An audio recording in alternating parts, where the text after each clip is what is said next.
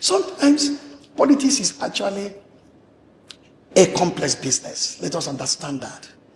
If you take PDP, for example, as a party that started big in 1998, ran the country for 16 years, if I'm not mistaken. Yes. Lost its way in 2015. Now one can say, unless it recovers, it has become almost like a shadow of itself, crippled by legal, quagmire challenges, and then a whole lot of run on its infrastructure by governors, senators, and reps, and the rest of them.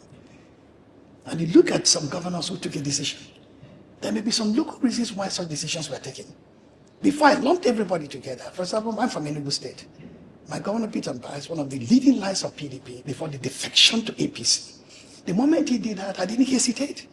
I'm not a member of any party, but I said, what's the point in going to a party, APC, that apparently is not doing well at the center, and many other the states in the federation, and apparently you are doing very well in your state.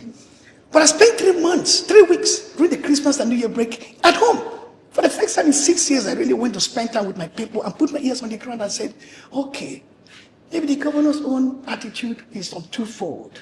One is a technocratic mindset that is disruptive in terms of what Enugu has become. If you've been to Enugu recently, I don't know, it has become in terms of innovation.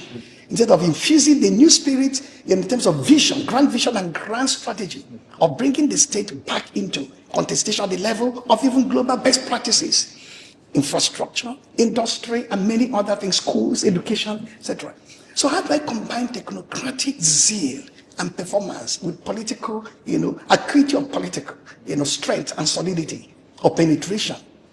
Maybe APC may be the direction, even as unpopular as it is in the state. Maybe PDP may not recover in time. Maybe the legal challenges are enormous. Maybe I needed to connect to the people, their soul, to this new political order. In addition to rebuilding the state in terms of this innovation and this direction in which technology is taking it. That may well be. So these are the questions you may have to ask in Enugu, in Rivers, for example, where Fubara may have, after being restored, because simply say, I stay back in PDP and still do the rough with my mentor and my former boss, the Minister of FCT. Or I go to APC, where I can seek sanctuary and protection from the presidency, from the party apparatus, to say, this man is after me, please get my back. So the governor of Enugu State has simply said, if I'm going for a re-election and the legal challenges in PDP are so enormous, is it possible for me to use that platform? How about ADC, maybe too new in the block, in the state? Is it really deep-rooted? How about the ruling party that can provide protection up above? At the same time, organically with e-registration, rebuild infrastructure on the ground, make it a lot more popular to the people. So looking at my performance in terms of raising the revenue threshold, in terms of innovative development in education, in infrastructure, in airline and everything, may be possible to connect the dots and win my re-election resoundingly. 2031, there could be a recalibration where those who rush to APC may come back to the regional political infrastructure or base. Brilliant. For 2 years.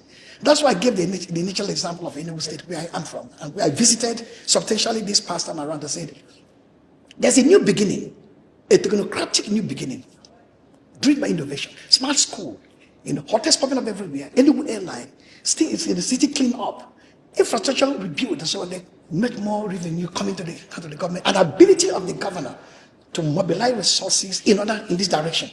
Possibly, the politics itself is thoughtful to say, is this platform that is new going to lead to that? Some people are saying there are some tensions between innovation, disruption, for development, and immediate pain. Are we feeling more immediate pain? Are we overtaxed? Are we paying more than? Or are the results they're going to overwhelm this immediate discomfort to say, in a year or 2 years' time, when all these things have been balanced out, this place is going to be an Eldorado. That seems to be the message the government is sending to the people, that if there's any pain or pinch now, it's temporary, because I have to redirect, redesign, restructure the entirety of the state governance and economic apparatus in order to deliver for you and your children, your grandchildren, a better state than you could ever imagine.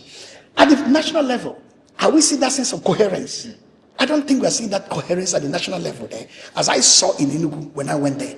So it is important that when the pain is on the people, there's a timeline and a timetable for the end of pain to say, we now have that in the next quarter or 2 quarters, not in terms of theoretical macroeconomic formulations or statistics, practical practical evidence that things are really coming down and the people are having a better life. Is there a problem